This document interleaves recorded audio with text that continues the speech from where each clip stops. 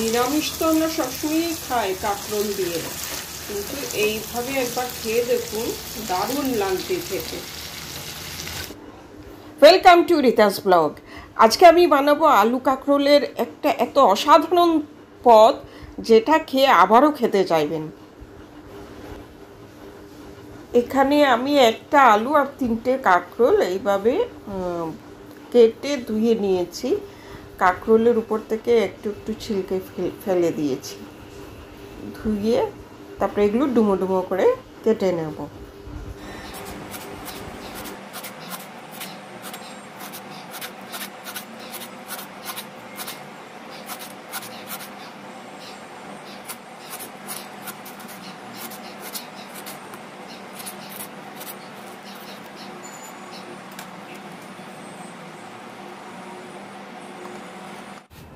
বানাবো কাঁকরোলের ঝোল। এখানে আমি নিয়ে নিয়েছি কাঁকরোল আর আলু, পেঁয়াজ কুচি নিয়েছি, টমেটো কুচি নিয়েছি, রসুন, সম্বাসের জন্য নিয়েছি একটা শুকনো লঙ্কা, জিরে আর তেজপাতা আর কালো জিরে আর আদা বাটা একটু। তো চলেন বানাই। বানাবার জন্য প্রথমে আমি কড়াইটাতে সরষের তেল দিয়ে দেব। সরষের তেল 2 টেবিল স্পুন সমান দিয়ে দিলাম।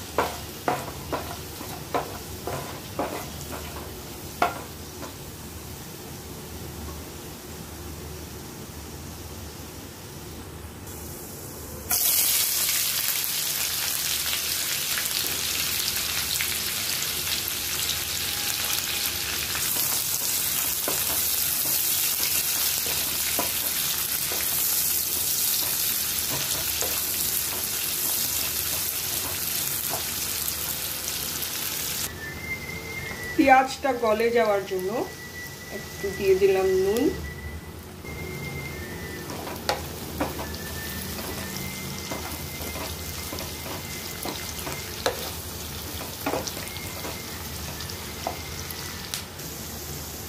দিয়ে দেবো আদা কুচি,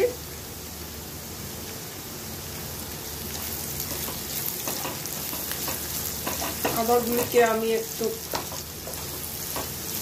হামানদিস্তায় কুটে নিয়েছিলাম।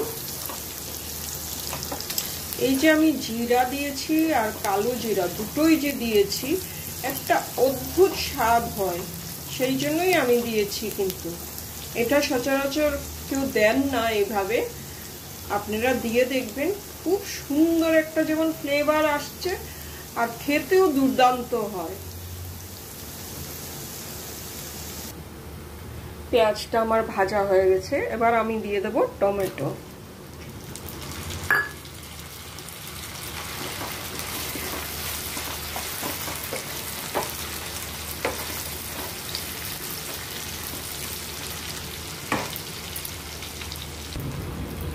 টমেটোটা একটু নেড়ে চেড়ে যখন একটু নরম হয়ে আসবে, তখন আমি দিয়ে দেব এই যে আধা চামচ হলুদ গুঁড়ো, 1 চা চামচ ধনিয়া গুঁড়ো, লাল লঙ্কা একটুখানি, দিয়ে দেব একটুখানি জল, দিয়ে ভালোভাবে মশলাটাকে কষিয়ে নেব।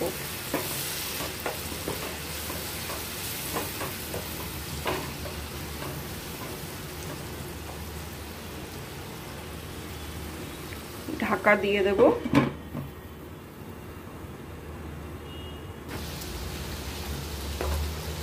মশলাটা আমার মোটামুটি কষা হয়ে গেছে, আর একটু কষিয়ে নেব।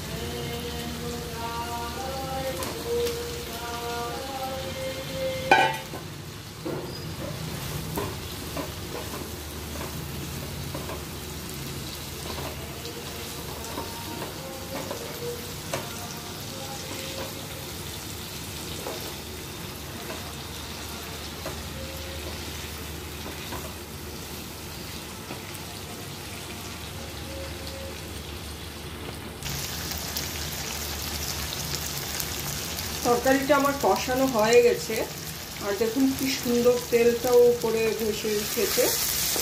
আমার এই তরকারিটা হয়ে গেল।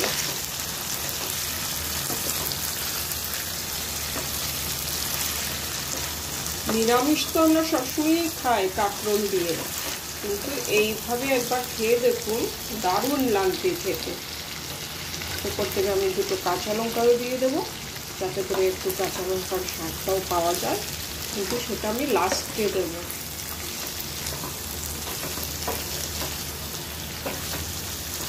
ধনিয়া পাতা আমি দিলাম না, তবে জিরা আর কালো জিরার এই দুটো স্বাদটা ঘেটে যাবে, এই জন্য আমি ধনিয়া পাতাটা আর দিলাম না, অথবা কস্তুরি মেথিও দিলাম না। কত সুন্দর!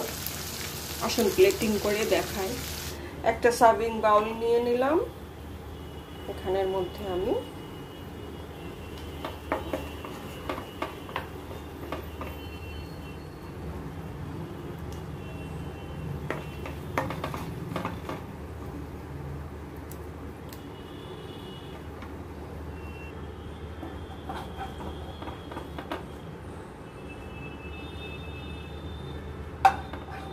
কি দুর্দান্ত লাগছে দেখেন, আর খেতে মানে ফাটাফাটি আর কি। একবার বানিয়ে দেখুন।